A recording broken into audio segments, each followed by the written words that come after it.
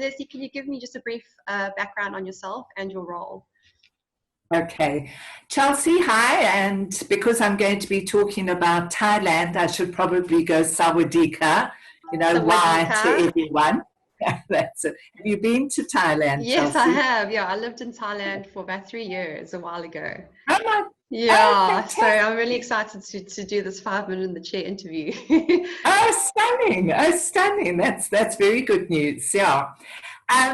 Chelsea, my title is the marketing representative for the Tourism Authority of Thailand. I've been in this position now for 6 years, and basically our role is to, promote tourism to Thailand, to the South African traveller. And yeah, Thailand has been, and we believe still will be, a popular destination for South Africans.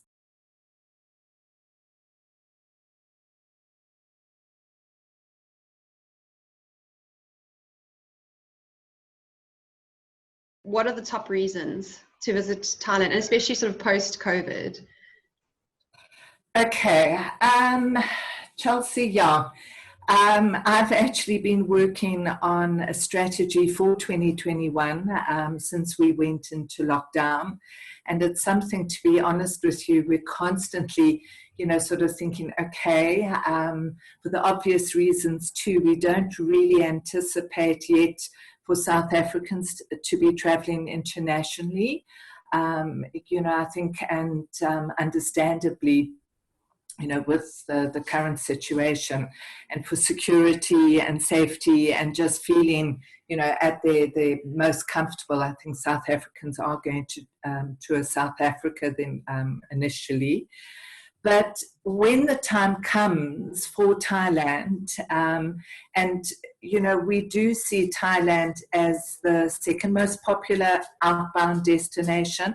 Mauritius would be first, but when it actually does sort of the skies open again, and which I think might only be the end of the year or into the first quarter in 2021, it's always going to be, I think, still the same draw cards. There's no visas. That's the first thing. So it's easy travel to Thailand.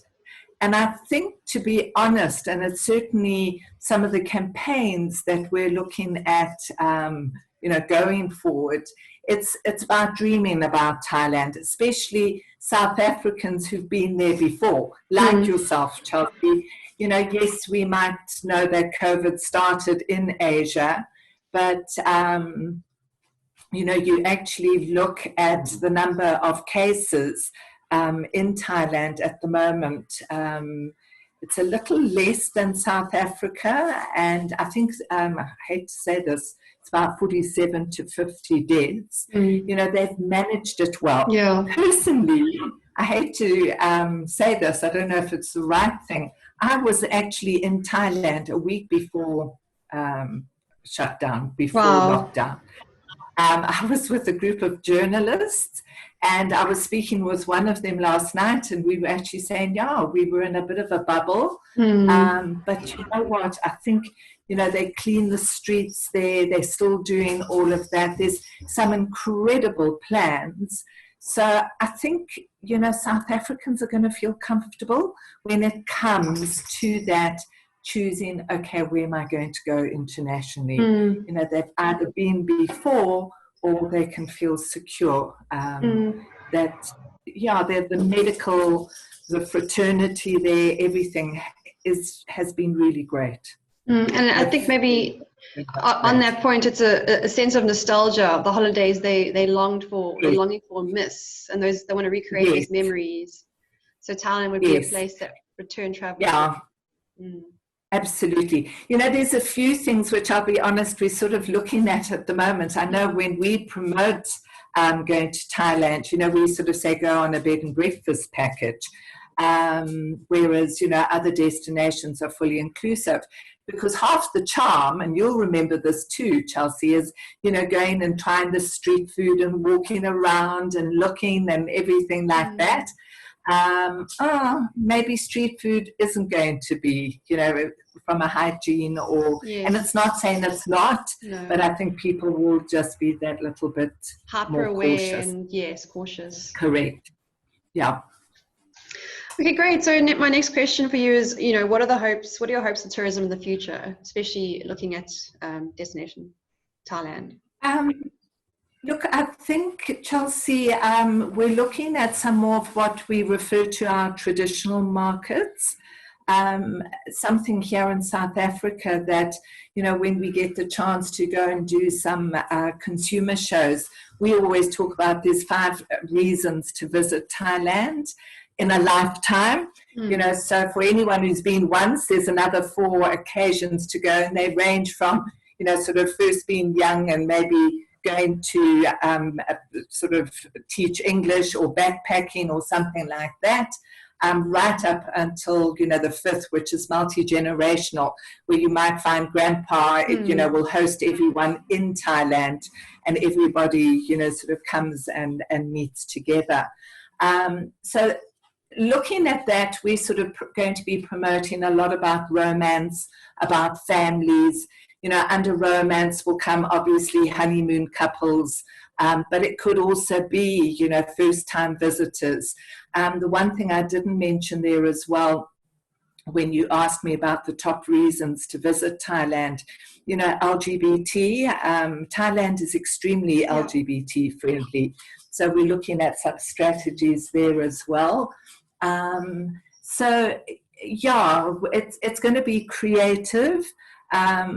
I don't want to say, I want people to look at Thailand as a cheap holiday, but we could actually, sort of look at certain markets. I mean, I'm speaking with various of the tour operators, and we're putting together some really super packages, like for the nurses and the doctors and everybody like that. So it's to come up with packages, but then maybe to sort of upsell as well.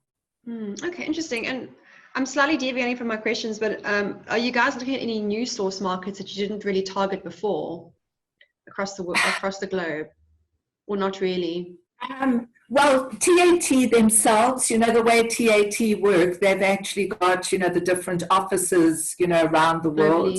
I read, I think, on Facebook this morning, and I found that quite interesting because it was one of the first TAT offices to close was Dubai.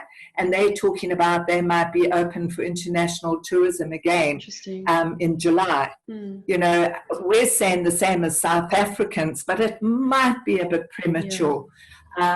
So I think, Thailand and TAT particularly have got all, the countries covered. What would be interesting, which I've looked at previously, and maybe is Africa, to look at Southern Africa, but also maybe even East Africa. Maybe there are some opportunities, but yeah, the end of the day, it's going to come down to when those skies open.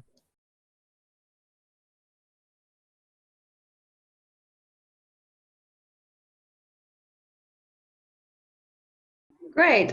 So I think you have covered this quite a bit in what you've already said, but speciality, just maybe in a nutshell, speciality, things that will appeal to a post-COVID traveler. It can be attractions.